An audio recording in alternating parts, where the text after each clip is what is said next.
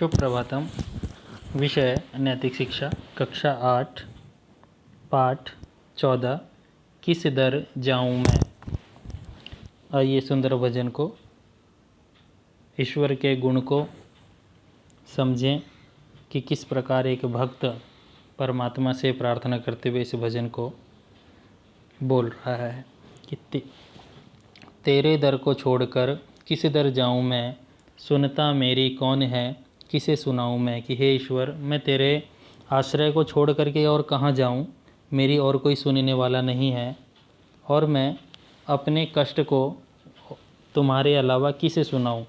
कि जब से याद भुलाई तेरी लाखों कष्ट उठाए हैं, क्या जानूं इस जीवन अंदर कितने पाप कमाए हैं।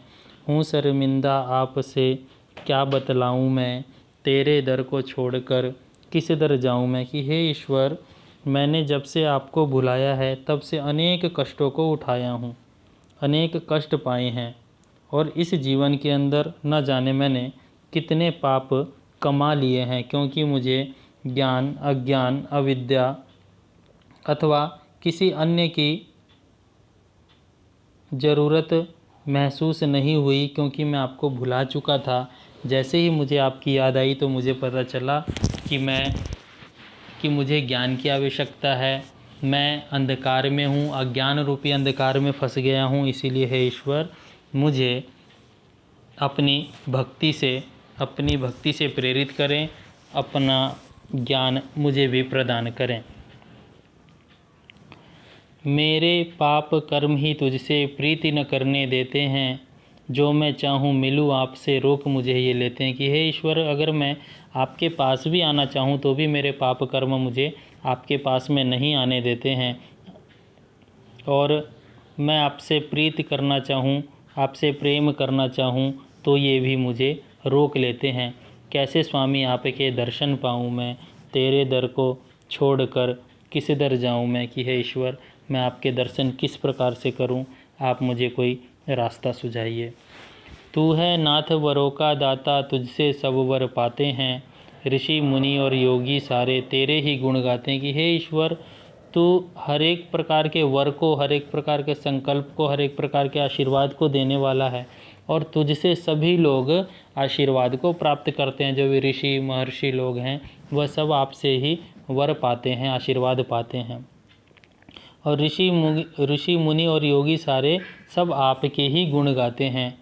इसीलिए हे ईश्वर, छींटा दे दो ज्ञान का, होश में आऊँ मैं। कि मैं जिस पाप कर्म में फंसा हुआ हूँ, हे ईश्वर, मुझे भी सद्बुद्धि और विद्या का ज्ञान करा दो। मुझे थोड़ा सा ज्ञान के छींटे दे दो ताकि मैं होश में आ जाऊँ। मैं अज्ञान रूपी अंधकार में फंस करके बेहोश और सोया हुआ हूँ, तो मुझे जैसे ही ज्ञान का छींटा मिलेगा मैं जग जाऊँगा, मुझे ज्ञान की प्राप्ति हो जाएगी। इस प्रकार से भक्त प्रार्थना कर रहा है। कि जो बीती सो बीती, लेकिन बाकी उम्र संभालूँ मैं। कि हे ईश्वर, आज से पहले मुझसे जो भी बुरे कर्म हो गए हैं, जो भी पाप कर्म हो गए हैं, वह बीत गई सो बीत गई, लेकिन अब बाकी उम्र मैं संभालूँ। मुझे ज्ञान का प्रकाश करा दीजिए ताकि मैं आने वाले उम्र में आने वाले कार्य को अच्छे ढंग से कर सकूं।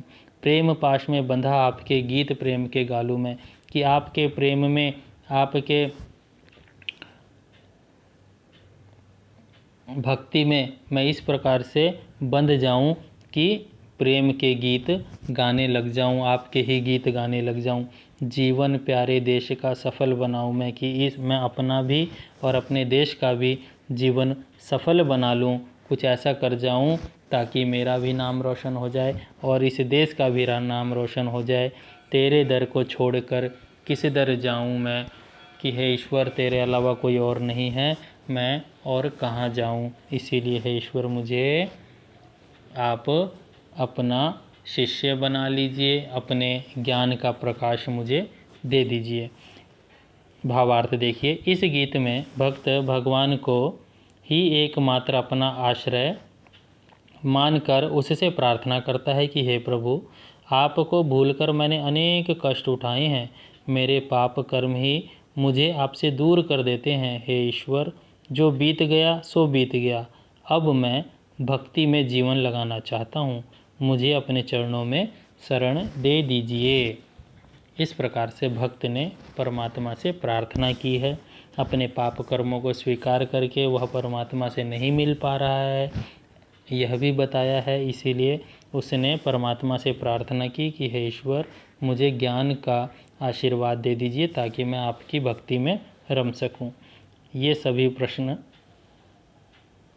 PDF के द्वारा आप तक पहुंच चुके हैं। इसे आप अपनी नोटबुक में कर लीजिए। धन्यवाद।